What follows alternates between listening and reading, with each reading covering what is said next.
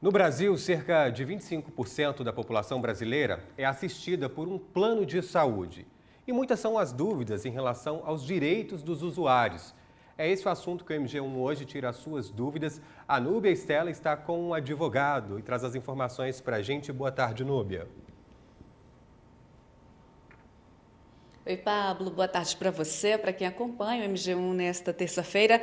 Eu converso agora com o Dr. Valdemar Pimenta, que é especialista em direito da saúde, e a gente vai falar sobre essa questão do reembolso do plano de saúde.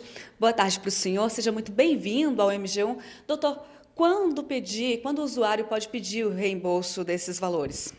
A lei do plano de saúde, ela estabelece que quando o beneficiário, o consumidor, ele tem um caso de urgência ou emergência, ele não precisa buscar necessariamente uma rede credenciada. Ele pode usar qualquer hospital, qualquer clínica que esteja mais próximo dele que possa atendê-lo.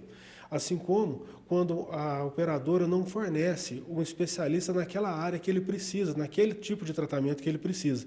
Então, ele pode também buscar esse tratamento fora.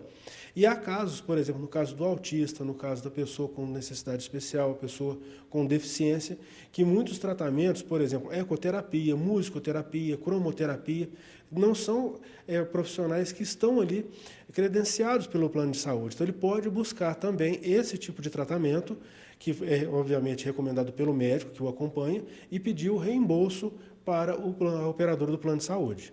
E quais são os tipos de reembolso que existem? Bom, primeiro tem o chamado reembolso com desembolso, que é aquele quando o consumidor ele paga pelo tratamento e ele pede o reembolso na operadora. Mas o grande problema que nós estamos passando agora com maior dificuldade é o chamado reembolso sem desembolso, que é quando o paciente, o consumidor, ele busca o atendimento e a própria clínica que presta o serviço é que vai pedir o reembolso para a operadora do plano de saúde. Lembrando que o reembolso ele pode ser integral como ele pode ser parcial, a depender do caso, a depender do tipo de plano que o consumidor tem, se é um plano hospitalar, se é ambulatorial, se é um plano consultório. A depender do plano, ele pode ter direito aí a reembolso total ou parcial daquele tratamento que ele está buscando fora da rede credenciada. E qual a documentação necessária, doutor, para pedir esse reembolso? Primeiro documento necessário é o contrato que ele tem com a operadora. Normalmente a operadora não fornece esse contrato, então tem que pedir esse contrato.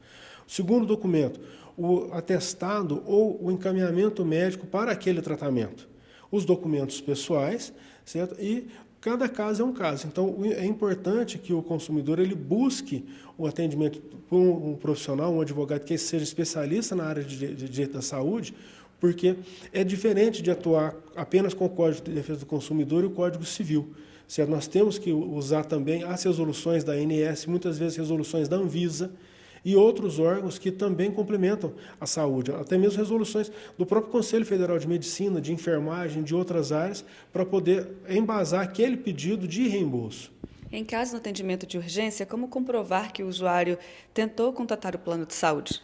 Como no Brasil nós temos o chamado Sistema Único de Saúde, e a saúde suplementar, que são os planos de saúde, fazem parte desse Sistema Único de Saúde, o consumidor ele pode ir direto no hospital, na clínica, que o próprio sistema do hospital ou da clínica, ele já é integrado e já faz automaticamente. Então quer dizer que quando eu tenho um plano de saúde e sou atendido pelo SUS, o plano de saúde tem que reembolsar o SUS? Sim.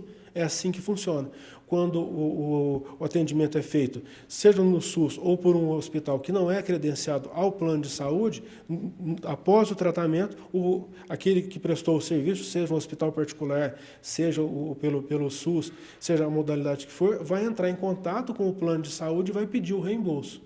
E o que a gente faz quando a operadora recusa a fazer o reembolso? Pois é, o que tem acontecido?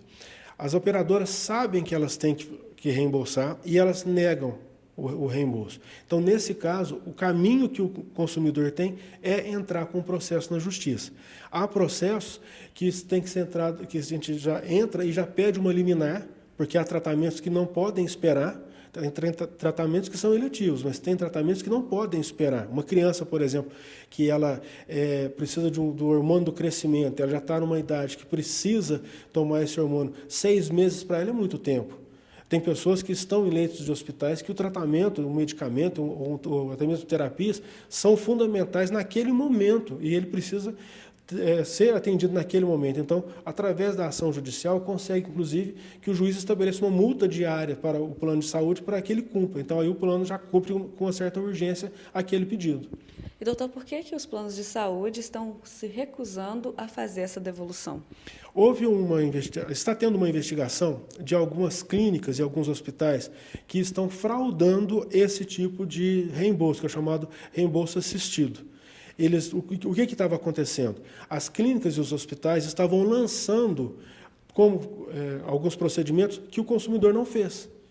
Então, o que acontece? Ou até mesmo fazia um procedimento que o plano não cobre, como procedimentos estéticos, por exemplo, e lançava que estava fazendo um outro procedimento.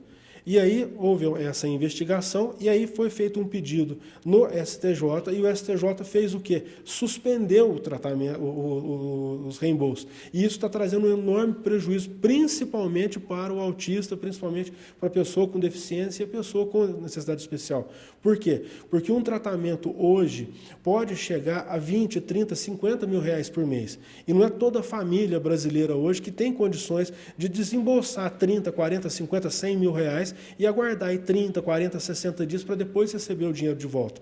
Então, essa decisão, a meu ver, do STJ foi precipitada e as operadoras estão se beneficiando disso e estão usando esse argumento para negar pedidos que eles sabem que deveriam sim reembolsar. Doutor, muito obrigada por sua participação aqui por enquanto. Pois é, Pablo, daqui a pouquinho a gente volta a conversar com o doutor Valdemar para tirar mais dúvidas, dessa vez dos nossos telespectadores. Então a gente pede, para quem ficou com dúvidas ainda, mandar a pergunta para a gente para o número 38 988 34 33 48, que é o nosso WhatsApp, e participar aqui com a gente. Eu volto com você aí no estúdio. É isso mesmo, Núbio. O telefone está aí na tela para você participar, mandar a sua pergunta também. Já a gente volta a conversar sobre esse assunto. De primeira mão aí, muito obrigado a você, nosso entrevistado, pelas informações, tá?